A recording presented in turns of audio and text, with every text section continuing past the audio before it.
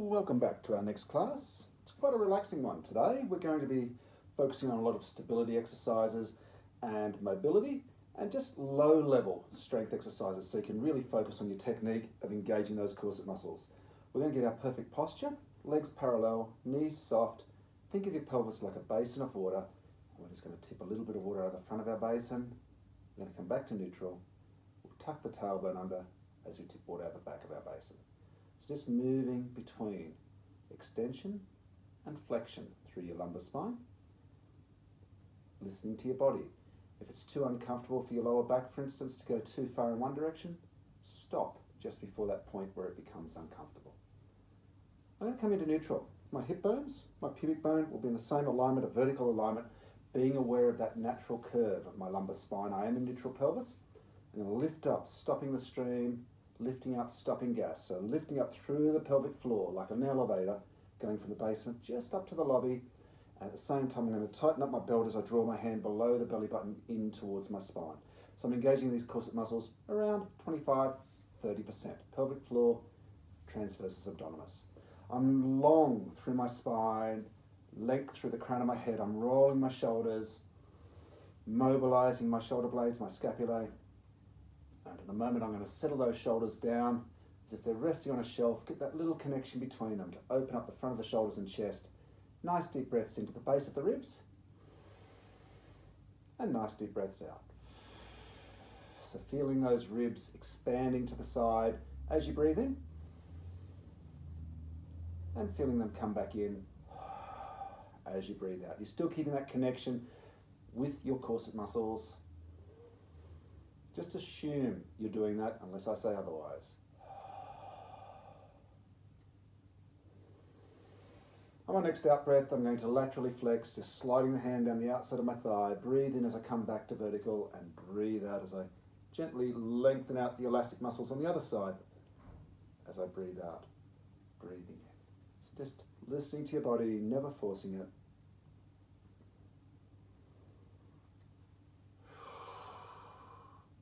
So we usually do a few of these in each direction. Then we'll stand nice and tall and we'll do our little standing spine twists. And you're rotating not just, as I've said before, through your spinal column, but also all the way down to the floor. So through the feet, the ankles, through the legs, the pelvis, as well as the lumbar spine, the thoracic spine, and the neck, the cervical spine. So once we've done a few of these in each direction, a little bit of extension and flexion, we'll breathe in. As we breathe out, we'll extend backwards through our entire spine. We'll come back to our perfect posture. We'll sit back and then we'll round out through our spinal column as we move into flexion. So just a few of those again. Listening to your body, feel free to do a few more if you wish. Scooping through those abdominal muscles. I'm just going to do one more. And then I'm going to work through my spine stretch, that excellent postural exercise that helps to draw you back up to your perfect posture. Standing nice and tall, I'm going to take my time as I peel down through my neck,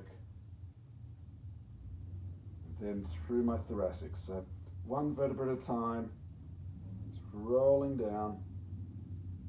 Take a breath in, and then breathing out and setting. One vertebra at a time. Get that connection between your scapulae. Feel that length through the crown of your head the whole time as you slowly peel off that imaginary wall, one vertebra at a time. So we're working all the way down, as deep as you want. The further down you roll, further down you're going to feel the stretch. We can stop and hold it. We can support our weight with our hands if we wish, and then we'll set and stack from the bottom all the way back up to the top. So you can, of course, continue doing this exercise for as little or as long as you like, but in a moment I'm going to take my time and roll all the way down to the mat. And when I do come down to the floor, I'm going to, my hips have already rolled, at some point bend my knees, bring my hands down to the floor. I'm just going to have to move across a little bit, and then bring your knees down. Have your hands a bit wider than your shoulders, and we're going to descend into our push-up, keeping that nice alignment through your entire spinal column. You can come all the way down to the mat. Don't jut your head forward. We're going to move into our all-fours swimming next. I'm just going to move the mat out of my way. So arms are vertical, knees are not quite under the hips. Having them just a little bit further back will allow you to be in that nice natural curve of your lower back rather than being in here, and most people tend to go into a bit of flexion through their spine. So find that point, your shoulders are soft, your elbows are soft, you're not locking out that elbow joint. And I'm going to start initially just by sliding my foot backwards as I breathe out, breathing in as I come back. So keep that good alignment of your head and your neck, and if in doubt with the speed of the movement, do it slower. So I'm just starting with the single leg slide as part of my all-fours swimming before I add the opposite arm swing, which I'm going to add now. Breathing out, trying to keep my shoulders level, trying to keep my hips level. I'm drawing my belly button in that little bit more. At the moment I'm just sliding the leg, but in the moment, now in fact, I'm lifting the leg. But I slid the leg out first before I lifted.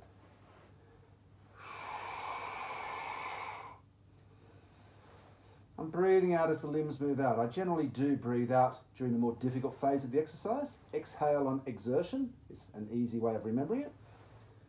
Or thinking limbs going out as you breathe out. You can hold. We're trying to minimize that side-to-side movement of your hips. So I need to move a little bit further forward so I don't run into my furniture. So I'm not moving my hips left to right, or I'm certainly trying to minimize it if I am. I'm going to sit back and have a little child's pose. We're going to roll onto our side and do our side kick first. It's our first exercise on the side. And so for this one, remembering palm to the ceiling, legs forward of the body about 10 degrees, hips are stacked, length through the crown of your head. We've engaged our corset muscles, and we're going to float the legs off the floor. So at this point, you might actually have a lot of weight through this hand in front, but then you're going to try to have as little as possible. If you're feeling stable, then we can add a little bit of instability by kicking the top leg forward on the out breath, breathing in as it comes back. So you're engaging a lot of muscles here to keep you balanced, but the stability ones, as usual, those lumbar multifidus muscles, just try not to kick too far forward here because my water bottle is near my foot.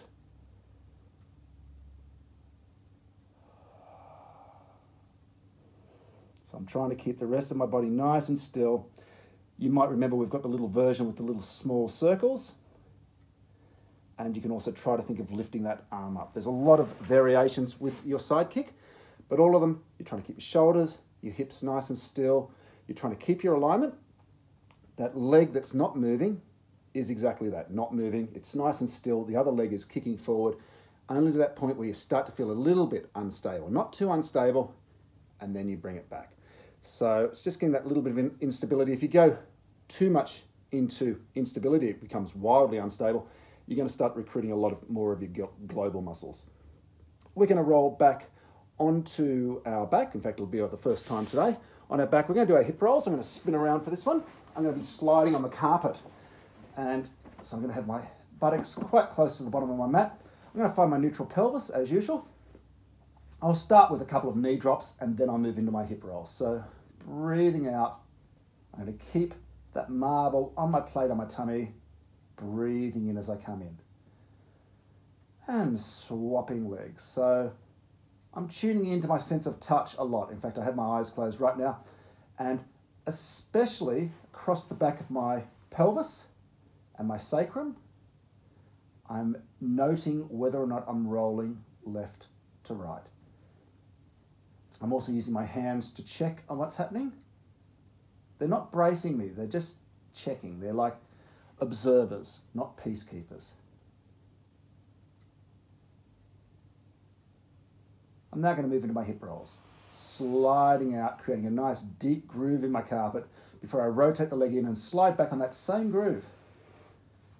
I'm going to swap legs. Now the stationary knee, as usual, stays still.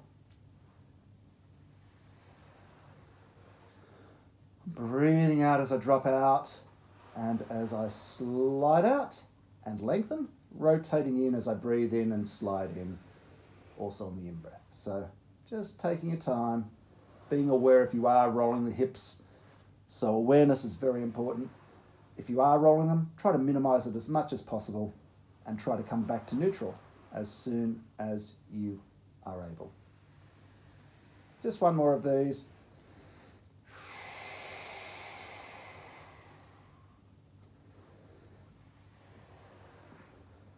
So we're looking at making sure we keep that pelvis nice and level, not rolling the hips left to right. Try not to use your arms pushing into the floor to help to stabilize you either. And we're going to move into our shoulder bridge rolls next. So I'm going to bring my heels back onto the mat. I'm just fixing up my socks, which just slid off as I was doing my sliding. And for this next exercise, I'm going to have my feet nice and flat on the floor. I'll get my arms out of the way just so it's easier to see, and I'm going to initiate through my hip extensor muscles to slowly tilt that pelvis and squish down on that imaginary sponge under my lower back, and then rotating back on the next out breath. So I breathe in now, I breathe out, I take a breath in, and then I breathe out again as I roll back to neutral. So if my spine was a bicycle chain, one link at a time is being pushed down onto the floor. If I now start to lift the hips off the floor, I'll engage my gluteus maximus more, my butt muscles, and lift up again, one link at a time, coming up onto the top of my shoulder blades. There's no extra pressure through the head or the neck. Take a breath in and rolling back down, nice and smoothly. Feels very nice when you get it right. Once again, my arms could be just relaxed on the floor. But I could also do my double arm drop on, oops, there's my water bottle, on my in-breath, rolling back down on the out-breath, and bringing the arms back down on the in-breath. Let me just move my water bottle away.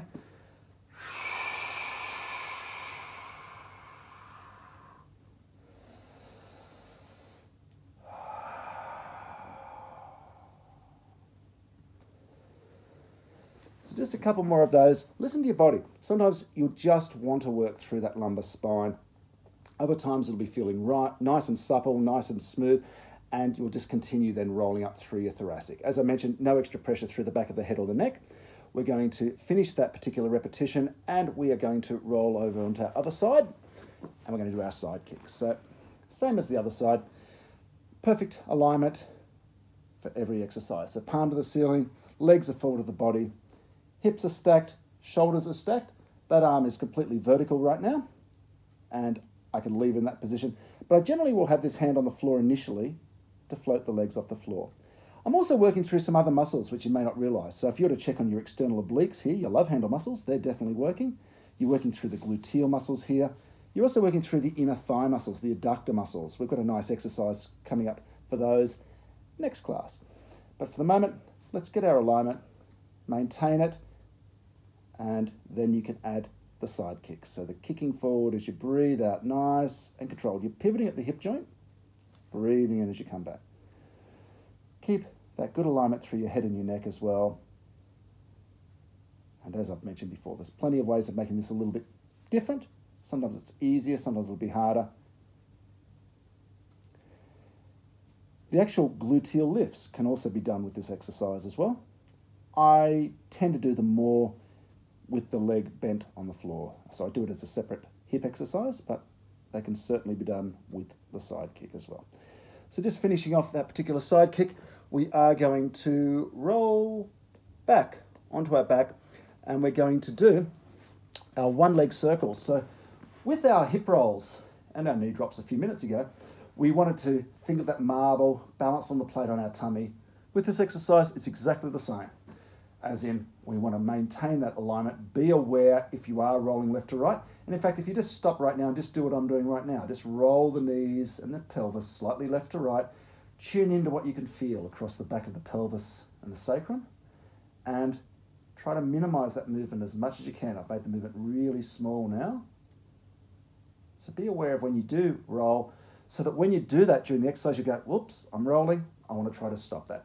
I'm going to float just one leg. And in fact, with one-leg circles, we only ever have one-legged coffee table. One-legged coffee table. Now, in this position here, I can use my hand to guide the knee, and the knee is going to do a relatively small circle as I breathe out and breathe back in.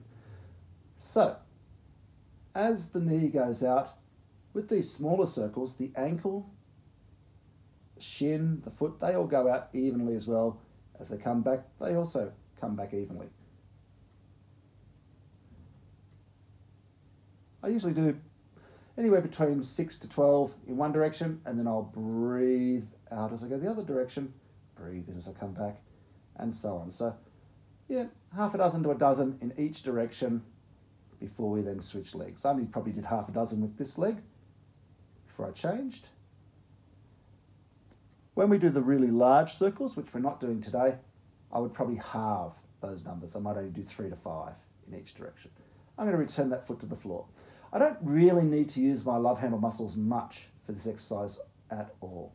So once again, you can use your hand to guide the knee, as I'm now doing. You try to make the movement smooth and flowing rather than feeling sort of robotic or jerky. I'm going to change directions.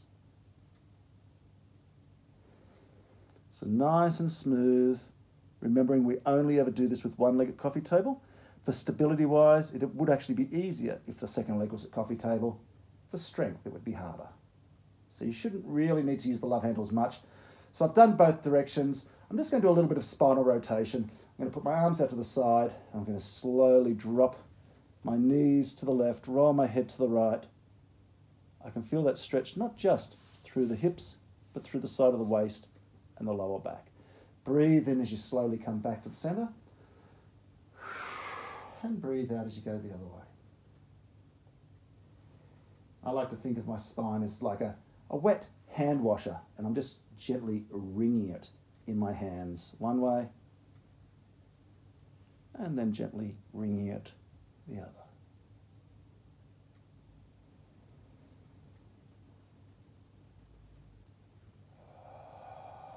So listening to your body, being aware if there is a little bit of difference, both with the mobility and stiffness and tightness of your muscles in one direction compared to the other. So I'm just going to have a little bit of my drink bottle. We're going to roll onto our side and do our chest release in a moment.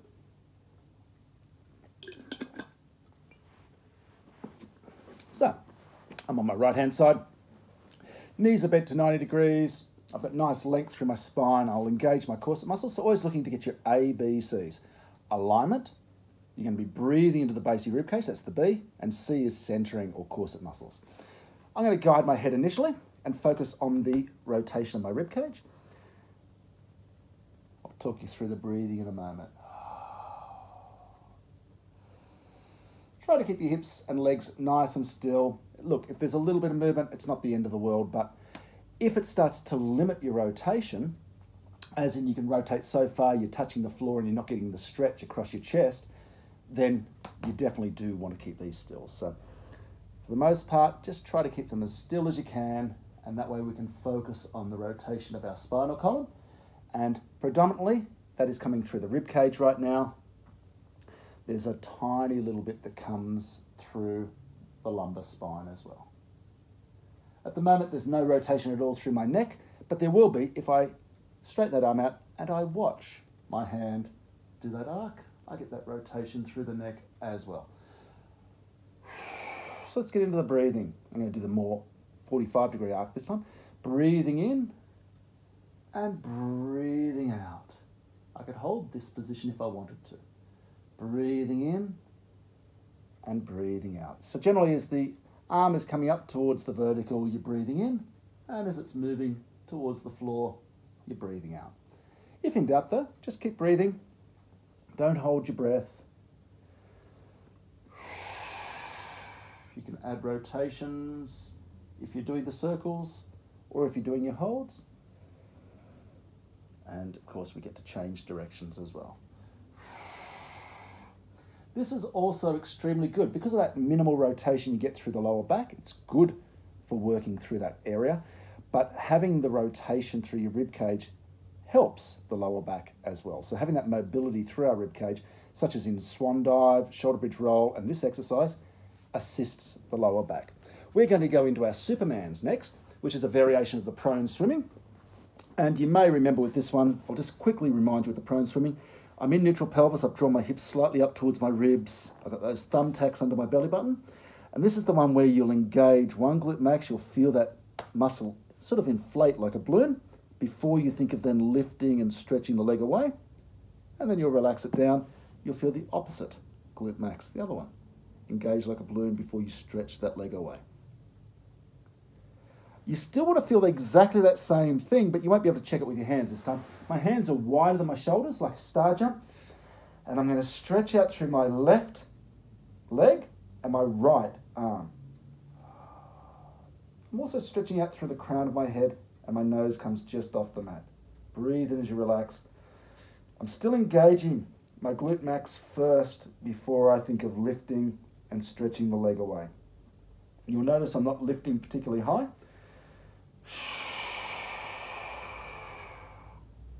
It's like I'm on the rack being stretched out.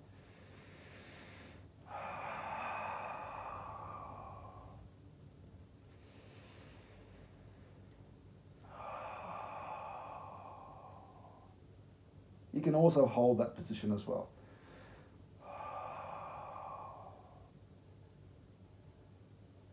So just one or two more of those, and then I'll get you to come back and have a little child's pose. Sitting back onto your haunches, stretching away from your fingertips. You can do the wide-kneed version of this where you'll sink deeper into your hips and open up through your inner thigh muscles more. And you can also do the diagonal one where one hand would be on top of the other and you push the hip in the opposite direction. We're going to roll onto our other side and do our chest release. And then we're going to do Supine Supermans, which is similar, almost the same as what we just did then, but lying on our back. So again, I'm going to get my alignment, and after a while you'll be able to find your alignment almost instantly. It'll become second nature just to hop into the correct posture for every exercise. Your brain remembers your proprioception. I'm keeping that length through the crown of my head. Now I've got the length through my fingertips as well. I'm watching my hand, getting that rotation through the neck region. And just like the other side, I'll start with an overhead arc, then a 45-degree one, and then I'll add my circles and rotations. One thing you should always be aiming to do with these exercises, especially on our side, is compare left to right. How tight do I feel? How mobile am I?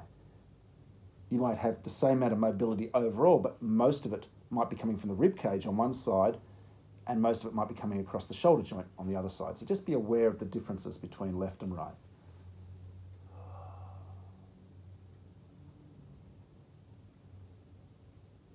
And just one or two more of those. Obviously, with any of the exercises, feel free to stop the video, continue doing the exercise for as long as you like, or even just go back and repeat it. I'm going to roll onto my back. Now this is called Supine Superman. So my legs are parallel. My arms are going to be sort of like a star jump. I generally only have one arm overhead at a time. I want you to be aware of your body against the floor. So the back of your pelvis and sacrum, as we were talking about earlier with our stability exercises, but also the base of your ribs and the rest of your ribs and shoulders against the mat. So what I'm going to do is I'm going to do my left leg and right arm. It's a diagonal again. At the same time, I'm going to use my free hand to check on the base of the rib cage. So this is my right arm, so I've got my hand at the base of my right ribs. And as I breathe out, I'm going to imagine those limbs are being stretched away. Notice how the arm isn't on the floor. If it was on the floor, I'd be popping my rib cage. On my next out breath, I'll swap sides. I am exaggerating my breathing for you.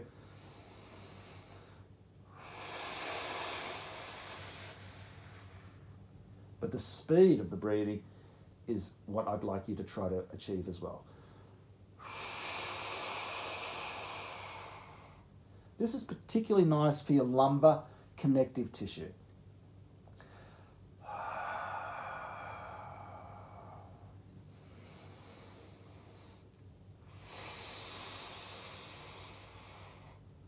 Sort of stretching that fascia back into shape. It's called your thoracolumbar fascia. but just lower back connective tissues, all you probably need to remember. So just enjoy that. It's a really nice one. You're not changing that curvature of your lumbar spine, so you're not arching or flattening through that lumbar spine. And when you have finished that, we're going to move into our one leg slide and our one leg stretch. So I have my socks on for this one because I do like to slide on the carpet. So I'm in neutral pelvis. Hopefully you all remember how to find that with the butterfly position. If not, go there now. I'm going to start with the left leg. As I breathe out, I'm just going to slide that leg out and lengthen out through the heel as much as I can. Hips stayed still. Breathe in as I slide back in, making that groove in the sand. So the slide back in is exactly the same as the slide back in you did with your hip rolls. Switching to the other leg. Breathing out, breathing in. Now I'm just checking on my love handle muscles here. I'm not feeling any engagement whatsoever, but my pelvic floor muscles I know are lifting up. I know I'm drawing my belly button in towards my spine. So I'm making 2 deep grooves in the sand or in the carpet. Those 2 grooves are parallel and hip width apart.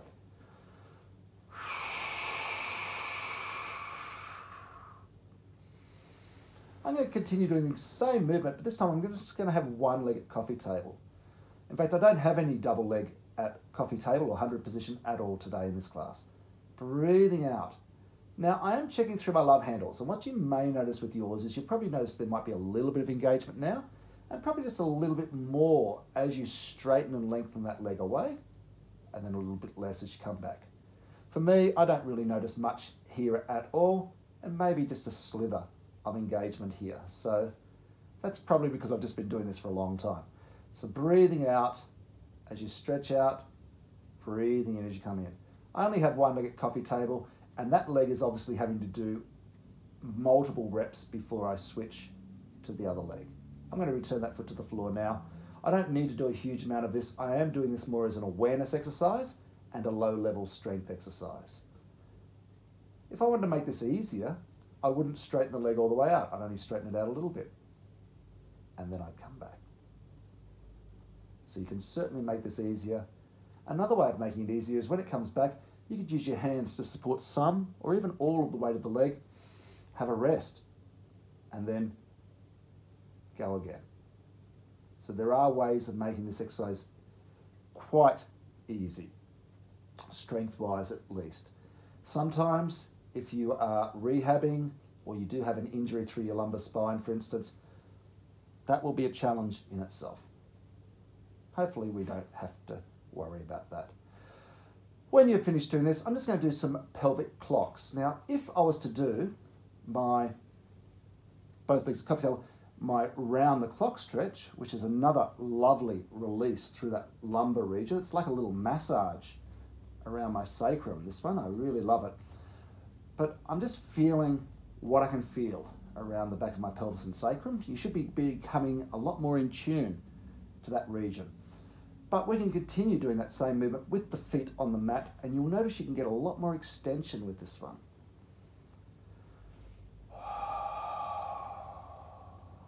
Just breathing into the base of the ribs. There's no particular pattern with the breathing with this one. Just make sure you keep breathing. I'm going to change directions at some stage. So I usually do several circles slowly in one direction and several circles slowly in the other direction. And more often than not, I then go back and repeat each direction for a second time. So this is called pelvic clocks. It's one of those exercises you can do first thing in the morning before you even hop out of bed. Another one that's awesome for that is your sacroiliac joint mobility, which is one of the things we'll be doing right at the end. So I've just finished doing my pelvic clocks, and we need to roll onto our other side because I'm pretty sure we've got another side exercise. We do. It's only a half set of killer rotations, so we're going to be working through the hips. I'm actually mainly doing this today, not for the hip strengthening, which you'll get a little bit of. It'll probably be more hip maintenance, but it's more so that we can actually get a great stretch when we do our pretzel stretches. So it's more to warm the area up so that we can stretch it well. So sometimes you'll want to stretch that region. It's a good idea to do something like this, just a half set of killer rotations. I'll do something similar through my shoulder as well. I'm going to straighten out this leg. I'm going to internally rotate, and I'll do maybe half a dozen. I'm doing probably a little bit faster than I was doing them last time you saw me, which is a little bit easier. I'm going to go to external rotation and do half a dozen or so of those.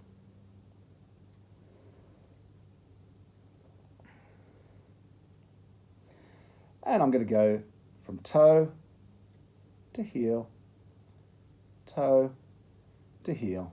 And I'll do a handful of those. So for most of you, you're going to go, oh, I'm barely getting a burn at all through the side of the hips. And that's fine. You're still warming those muscles up. We're going to go into our swan dive. We'll come back to the other side for our killer rotation shortly.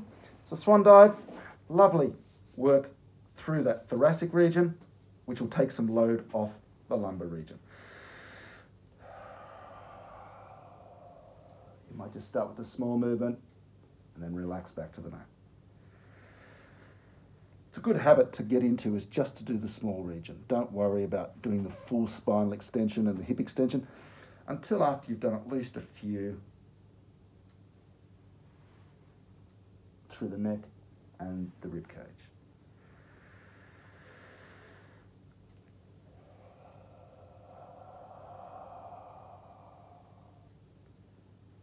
I'm now working through the lower back. I'm going to add my hip extensors in a moment.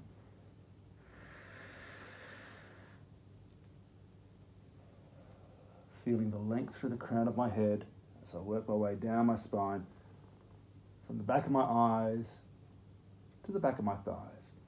I'm not actually adding the arm external rotation yet. I'll add it on the next one. So I'm just adding one more segment each time.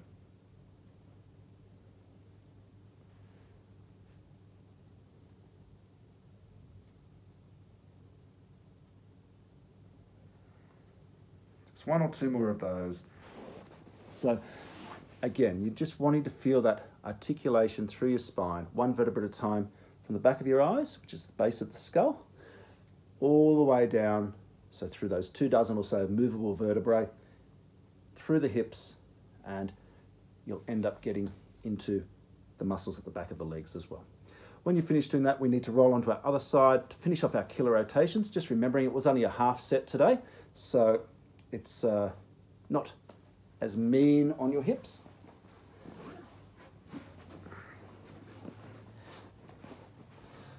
Again, I'll work through the rotator cuff muscles of the shoulder.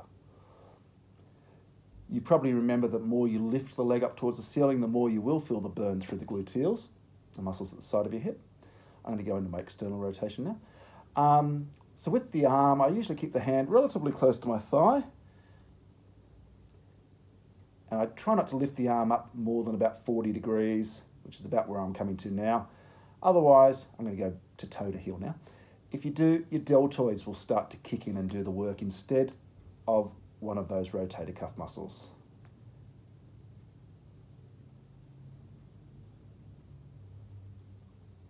So just a couple more of these, and we'll go into our pretzel stretches.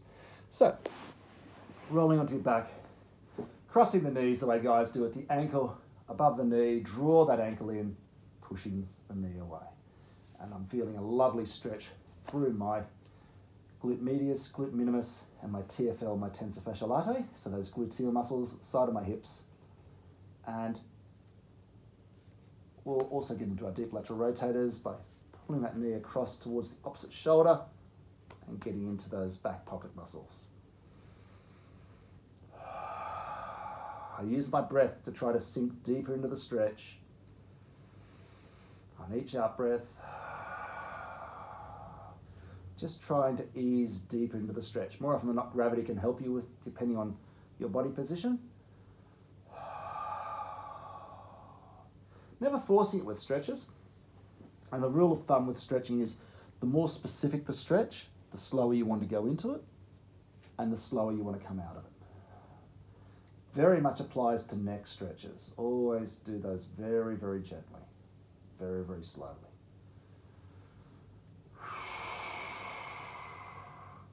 Because you are a little bit vulnerable when you're stretching.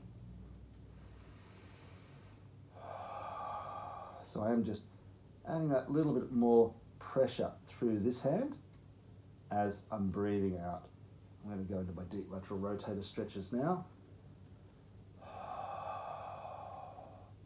That feels really nice through piriformis and friends. There's a group of half a dozen muscles deep in your hip, and they go between your pelvis and your thigh bone, and they quite enjoy this stretch. And we're actually going to add some relaxation today. So I haven't been doing this with my regular classes, but this is what I would do with my normal classes in workplaces, etc. So what we're going to do is we're going to line our back. This is the position I'm usually in. I even relax through my corset muscles for this one. So what I want to do is relax through the shoulders. I didn't do any specific bulky shoulder work today, like right angle triangles or the Sphinx. Relax through your hips. We didn't work overly hard through there either, but I still want you to relax through them. Your love handle muscles, all of your abs are completely relaxed, and we're going to do what's called deep diaphragmatic breathing. So as you breathe in, you'll feel your tummy rise to the ceiling. There'll be a little pause. As you breathe out, your tummy will fall towards the floor. There will be a little pause. Let's focus on the 4 phases of our breath, taking our time. I also want to be relaxed through my neck, through my face. So the muscles of my face are relaxed. Letting my eyes sink deep into their sockets. And the hardest part is to try to relax and still your mind. So try not to dwell on the thoughts that pop into your head. Tell the important ones. I'll come back to you later. I just want a couple of minutes where my brain is quiet.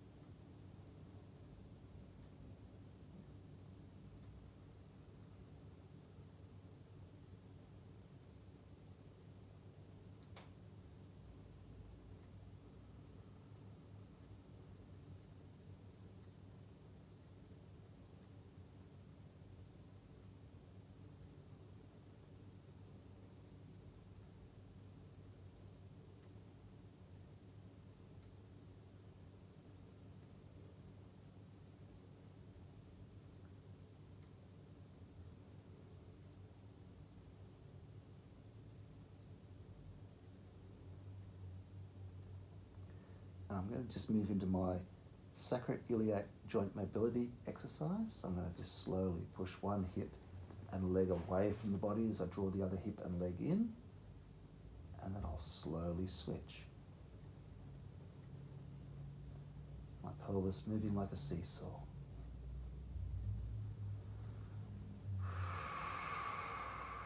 Take your time. If you find you're a bit stiff and tight in one particular spot, stop. Go back to that breathing pattern you were just using a moment ago, and hold it here for a few deep in and out breaths.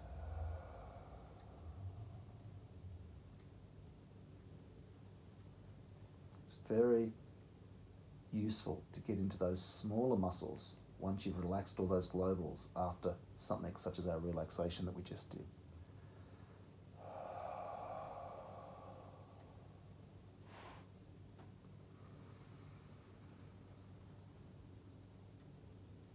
Sometimes we add the lateral flexion. As you draw this hip up, you crunch the rib cage down. I'm not going to worry about that one today.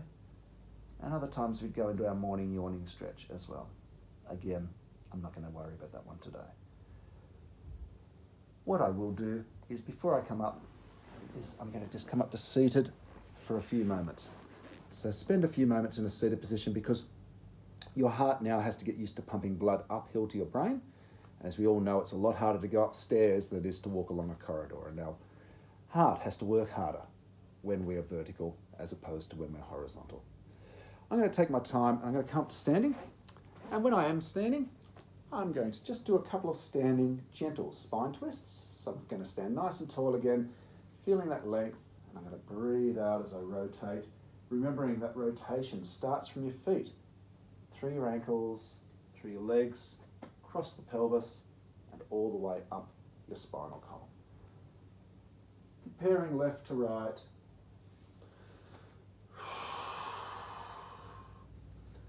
And now we're going to challenge our balance. So we're going to stand on one foot, and you've got a tripod on each foot. The ball of your big toe, the ball of your little toe, and your heel. And whilst you're standing on all three of those points, soft at the knee, you'll feel pretty balanced. Hips are relatively level, and at the moment I've got my eyes open. I'll close them briefly, and you'll probably notice immediately it's a little bit harder for me. I'm moving around a little bit more, and you can see muscles cutting in and out, probably across my ankle joint, depending on how big your video screen is. I'm going to open my eyes again, and I'm going to swap legs. So again, excellent exercise for rehabbing an ankle. If you've ever rolled an ankle, your physio may give you an exercise such as this to help you to rehab it. But if you've never rolled your ankle, you're doing what's called prehabilitation, making it less likely you'll ever injure that ankle. Or if you do, you're not going to injure it as badly, and you'll be back and running or whatever it is that you like doing sooner rather than later. Again, I'm going to close my eyes, trying to stay as still as I can. Obviously, it's more of a challenge, and some days are easier than others. I'm finding this one a bit hard today. And I'm going to open my eyes, bring my feet to the floor, give yourselves a big clap. Nice work. We'll be back again with another class in a few days' time, and I hope you've had a great Easter. All right, talk to you soon.